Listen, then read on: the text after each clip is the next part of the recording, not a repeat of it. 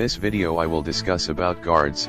As we know, guards have a very important role in strengthening troops both when marching to attack and defend. It's the same thing with war books and statistics for all of that to strengthen troops. In the previous video I have discussed some basic knowledge about guards, and I will add some other basic knowledge before we go further and in detail. First thing, in appointing a guard. As seen, when we appoint guards, then we will get some benefits. Namely statistics, march capacity, and rally capacity. It all increases based on stars and EXP, so it's best, in appointing guards, choose the one with the most stars and then increase the EXP to at least level 60. Like I did my second account, these are tips for players in the New Kingdom. So after the average guard EXP is level 60, then next focus on the best guard that will be used for march, and increase it to the maximum. After that, save EXP if you don't really need it. Because there will always be a new guard in a few months and definitely better than the previous guard, so you can use EXP for new guards later. And why should at least be level 60? Because to get the maximum stats from the EXP guard. This is when EXP is below 60. And this is the number of statistics obtained with 2 stars. And this is when EXP level 60 with 2 stars too. You can see the difference. And this is the maximum for the addition of stats from EXP, which is level 10.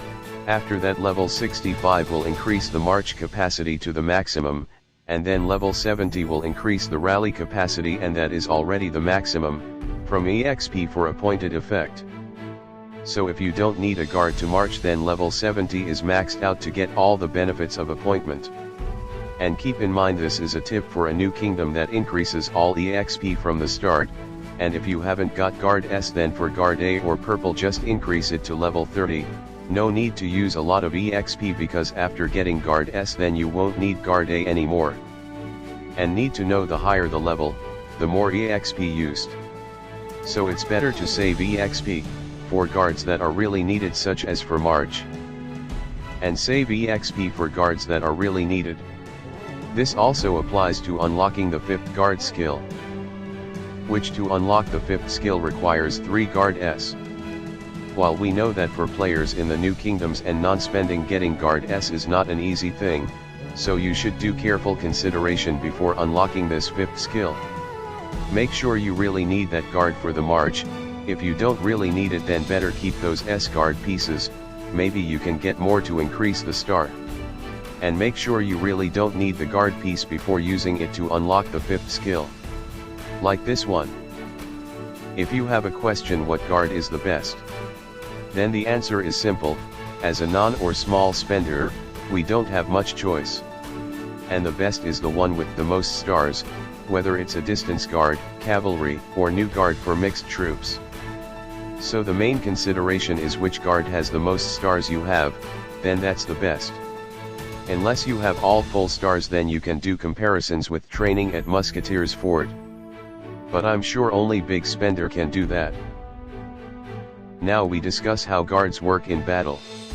Don't forget to unlock all skills and maximize them. Since this will be very influential in battle, I will show it later, and don't forget to maximize EXP, because this will increase the attributes.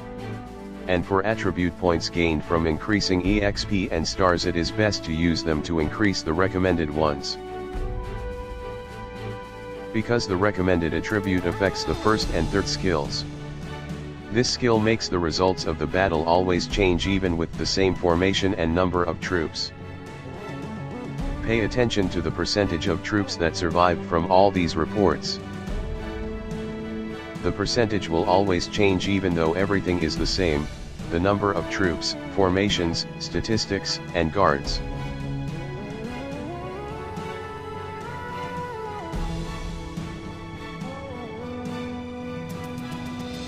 So the ever-changing percentage is caused by the 1st and 3rd skills earlier, where the number of launches is always different from each report.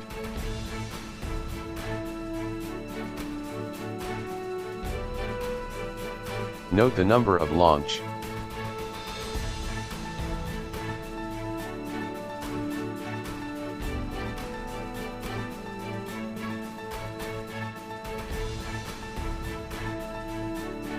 Now let's look at a different report. Compare with the previous one.